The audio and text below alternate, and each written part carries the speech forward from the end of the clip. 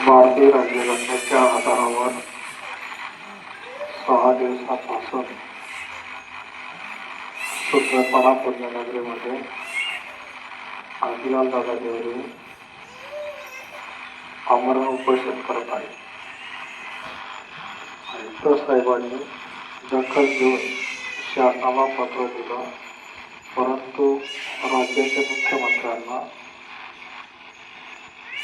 माझ्या जीवाची काळजी दिसत नाही. मी सर्व धर्म समभाव करण्याच्या भविष्यासाठी आमरण उपोषण करत आहे.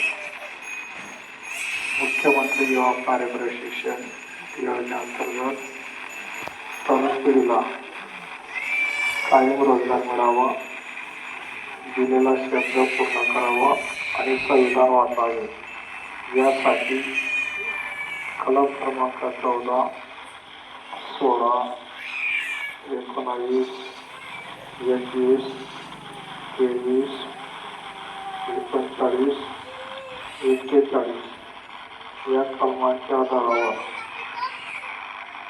उपोषण सातत्याने चालू आहे.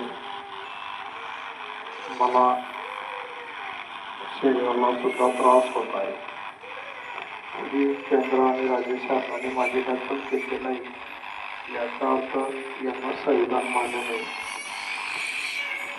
राजकारणाच्या परिस्थितीवर राहुल गांधी संविधान दाखवतात, नरेंद्र मोदी संविधानावर बोलतात. यांना संविधानामध्ये बोलण्याचा हक्क नाही, कारण यांना संविधानिक मागण्या मान्य नाही. म्हणून जर यांना मागण्या मान्य असतील तर शासन पण दखल घेईल आणि विरोधी पक्ष सुद्धा माझी दखल घेईल आणि मला पाठिंबा देईल.